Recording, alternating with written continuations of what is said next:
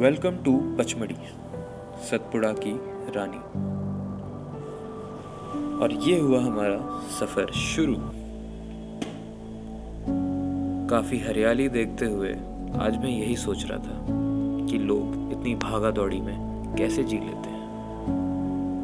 और कितना अच्छा लगता है यहाँ पे आके जब हम नेचुरल चीज़ों से मिलते हैं। उन दूर बहुत बड़े जंजाल से निकल के जब हम अपने सही के घर में पहुंचते हैं तो कैसा लगता है। काफी सुनहरा एक्सपीरियंस था। ना तो ये कोई व्लॉग है और ना ही कोई सिनेमैटिक वीडियो, ये जस्ट एक छोटी सी कहानी है एक ट्रिप की। काफी खूबसूरत नज़ारे और बहुत सारा हरा रंग, जो कि मुझे हमेशा याद दिलाता था कि यार इस जगह से निकलो, इस घुटन से बाहर निकलो और दुनिया तुम्हारा इंतज़ार कर रही है। और वो दुनिया और कोई नहीं, ये खूबसूरत जंगल है।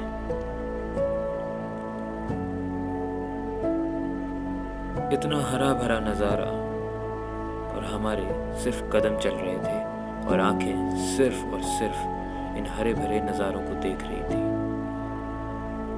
ऐसा लग रहा था मानो ये पहाड़ियां मुझसे कह रही हैं कि इतनी देर क्यों कर दी। अब जब यहाँ तक आ ही गए थे तो महादेव से मिले बिना कैसे जा सकते थे। तो महादेव के दर्शन के लिए अब हमें उनके घर जाना था, जो कि था बहुत ही गहरी और खतरनाक सी गुफा। काफी खूबसूरत मंजर था। चट्टाने, वहां से रिसता हुआ पानी, हल्की हल्की सी आवाज और हल्की हल्की बूंदें टपक रही थी। और उस जगह से अंधेरा होते हुए हम अपने धीरे धीरे कदम बढ़ाते हुए महादेव के दर्शन करने के लिए धीरे धीरे जा रहे थे। मन में एक आराधना भक्ति के सारे गुण बज रहे थे। और जब उनके दर्शन पाए तो मानो यहाँ आना धन्य हो गया। जय भोलेनाथ। इतना सुकून मिला कि मानो जिंदगी थम गई हो, मानो इसी की तलाश हो। इतना खूबसूरत नज़ारा और महादेव, ये कोई सपना तो नहीं।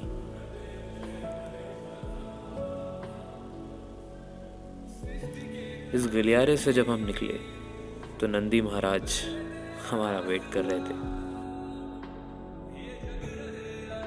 नंदी महाराज को अलविदा कहने के बाद सतपुड़ा की रानी हमें खुद लेने आई थी। मानो ऐसा लग रहा था कि हमें अपने हाथ पकड़ के घुमाना चाह रही हो, बताना चाह रही हो कि यार इतना कुछ है इस जंगल में जो कि तुमने देखा ही नहीं है, जंगल को महसूस किया ही नहीं है। इतना अच्छा नज़ारा और ये बारिश मतलब किसी जन्नत से कम नहीं है। त्रिशूल, ये महादेव की पावर और ये वाइब, लग रहा था कि यार हम कहाँ फंसे हुए हैं। कुछ भी नहीं है यार बाहर।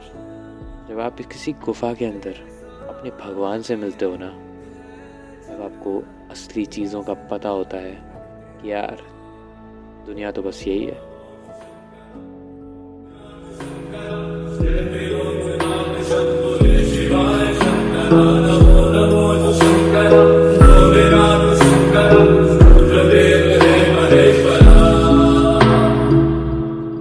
चंद्रमा ललाट पे भस्म है भुजाओं में, वस्त्र बाघ छाल का है खड़ा पाँव में। प्यास क्या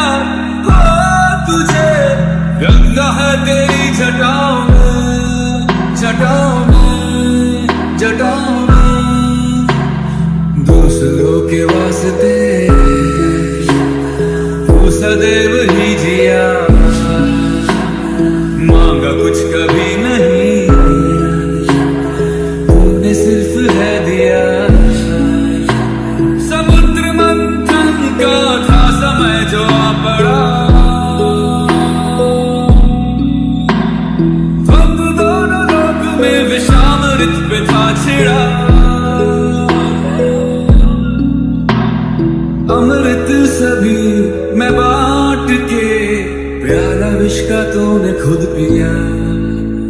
नमो नमो शंकरा, भोले राम शंकरा, जय लोकनाथ शंभुरे शिवाय शंकरा। नमो नमो शंकरा, भोले राम शंकरा, सूर्यदेव रे महेश्वरा।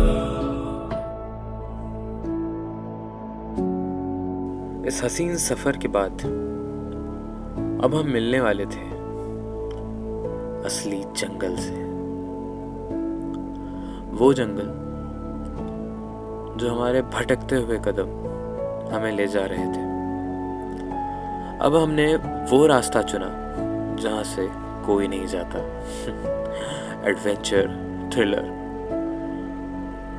वो सारी चीजें हमें इस रास्ते में मिली। ये भटकता हुआ रास्ता और हम, पता नहीं था कहाँ जा रहे हैं, क्यों जा रहे हैं, बस जा रहे थे एक नई मंजिल की ओर, एक नए रास्ते की ओर। और शायद ऐसा लग रहा था कि कुछ ना कुछ रोमांचक मिलेगा जरूर। और चलते चलते चलते चलते एक कदम कदम कदम बढ़ाते बढ़ाते ऐसी जगह पहुंचे जहाँ पे 2 लंगूर और मिल गए। I mean लंगूर नहीं, हमारे भाई लोग। बहुत खूबसूरत नज़ारा था। बीच में इतनी ज्यादा प्यास लगी कि रुकना ही पड़ गया। एक बहता हुआ पानी हमें ये याद दिला रहा था कि यार, जिंदगी तो सिर्फ पानी के बहते हुए जैसी होनी चाहिए, है ना। कभी रुकना ही ना पड़े। भाग भाग के जिंदगी कैसी हो गई है। ये सब आप लोग तो समझते ही होंगे, है ना। हल्के हल्के कदम और मंजिल की ओर चलते हम। ये जिंदगी कितनी खूबसूरत है ना।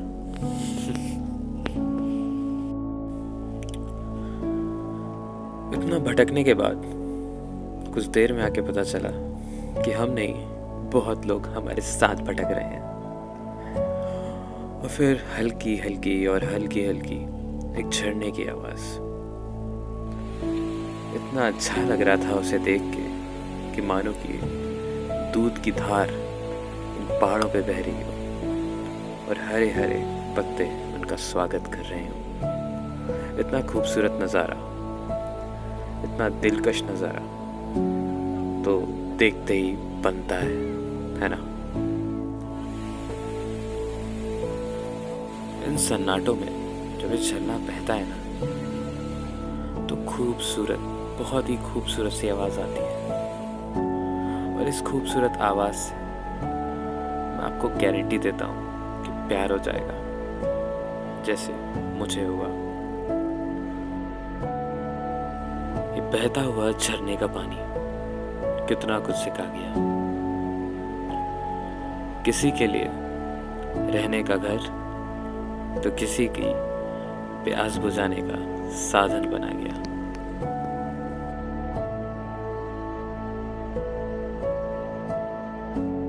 बरसात के मौसम में यहाँ आना सफल हो गया। इस हरियाली को देख के मेरा मन बस यहीं का हो गया। इन नज़ारों ने मुझे अपना बना लिया था। वो पहाड़ों से छोटी छोटी सी बूंदें जब गिरती है ना, तो वहाँ पे भी आवाज़ आ जाती है। इतनी शांति होती है ना यहाँ जंगलों में। शांति हमें अपने ज़िंदगी में क्यों नहीं मिलती। जब यहाँ पर आओगे ना, तभी आप महसूस कर पाओगे कि यहाँ जब ये नज़ारे दिखते हैं ना, कितना अमेजिंग फील होता है जब इन गलियों से हम निकलते हैं ना, तो कितना प्यारा लगता है। ये नज़ारे कुछ अलग ही बयां करते हैं।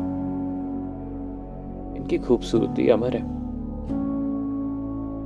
हमारे शरीर की खूबसूरती तो ढल जाएगी, पर ये नज़ारे तो अमर है। हर दिन इतना खूबसूरत लगता है कि बस इन्हें देखते रहो। देखो कितनी कटीली सी धारियां और ये पहाड़ों के बीच बना रास्ता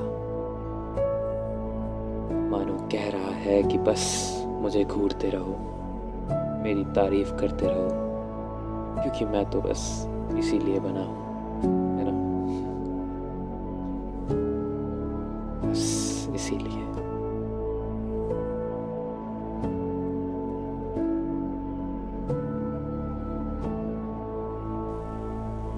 जैसे कि सारे सफ़र शुरू तो होते हैं और कहीं ना कहीं तो उन्हें ख़त्म करना ही पड़ता है। तो हम भी अपने उस चैप्टर पे पहुंच चुके थे जहाँ पे इस सफ़र को ख़त्म करने की बारी थी।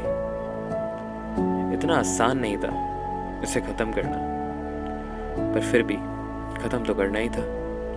जो चीज़ शुरू हुई है वो ख़त्म तो होगी। तो बस ये कहानी अब हमें यहीं पे ख़त्म करनी होगी। और बस जैसे कि मैंने कहा है कि हर अंधेरे के बाद एक बहुत खूबसूरत उजाला होता है, तो बस हम सब की ज़िंदगी में हर एक अंधेरे के बाद एक बहुत ही खूबसूरत उजाला हमारा इंतज़ार कर रहा है। तो बस जैसे कि इस जंगल है जो हमें इतना कुछ सिखाते हैं, तो बस हमें भी वो सारी चीज़ें अपनी ज़िंदगी में इम्प्लीमेंट करनी है और अपने जीवन को बहुत खूबसूरत बनाना है।